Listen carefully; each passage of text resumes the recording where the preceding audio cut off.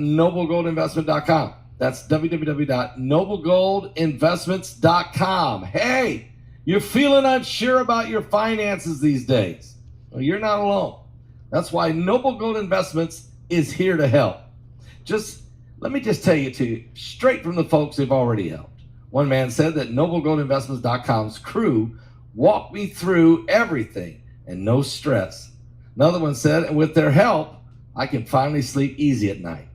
And now this month, noblegoldinvestment.com is handing out for free these 5 ounces of pure silver, America the Beautiful coin.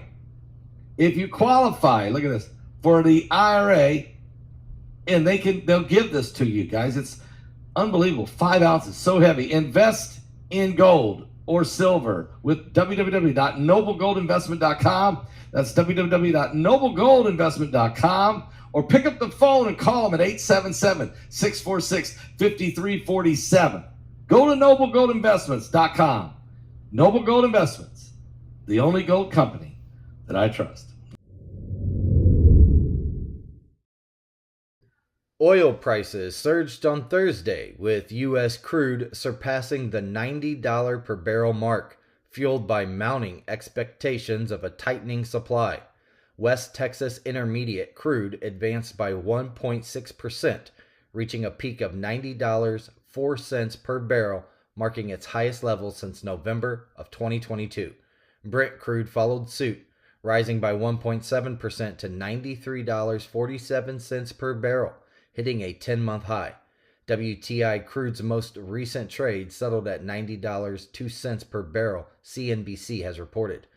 This upward momentum is attributed in part to Saudi Arabia and Russia's decision to extend their oil production cuts until the end of 2023, a move that the International Energy Agency suggested could lead to a substantial market deficit for the remainder of the year.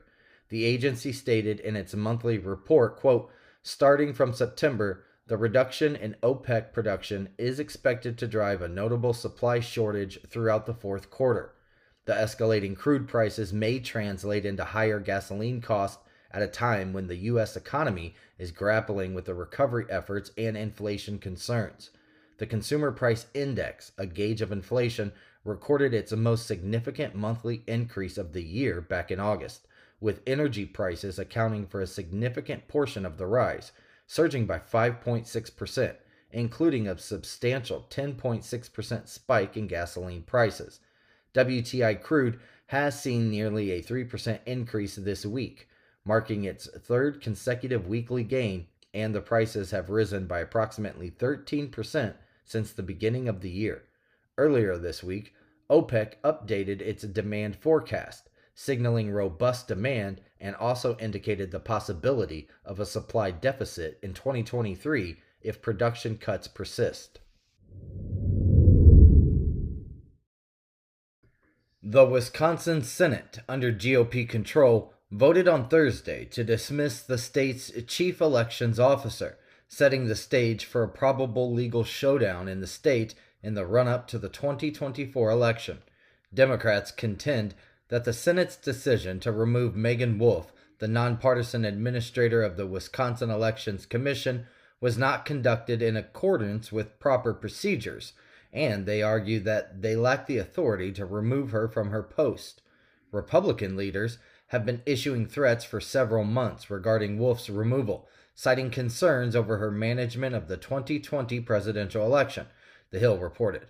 They have made allegations that she orchestrated a scheme to manipulate the 2020 election results in Wisconsin, a swing state where President Biden won by a margin of nearly 21,000 votes in 2020. Governor Tony Evers of Wisconsin, a Democrat, strongly criticized the Senate's action and announced on Thursday that he had instructed the state's Department of Justice to provide legal representation for Megan Wolfe, ensuring her continued presence in her position. Multiple officials familiar with the matter have revealed that U.S. President Joe Biden is planning to hold a meeting with Ukrainian President Volodymyr Zelenskyy next week during the United Nations General Assembly sessions. It is unclear whether this meeting will take place in New York or later in the week at the White House. However, one source indicated that Zelenskyy is expected to travel to Washington, D.C. following his visit to New York. Both Biden and Zelenskyy are scheduled to deliver addresses to the assembly on Tuesday, CNN reported. Zelenskyy intends to utilize his in-person appearance at the annual meeting to appeal for increased support for Ukraine as it continues its efforts to counter Russia. In addition to addressing the assembly, he plans to hold several meetings with world leaders in New York, as reported by these sources. One of his primary objectives will be to encourage nations that have not taken a strong stance against the conflict to adopt a more assertive position in condemning Russia. Among his scheduled meetings is one with Israeli Prime Minister Benjamin Netanyahu, an announcement that was made by the Israeli government on Thursday.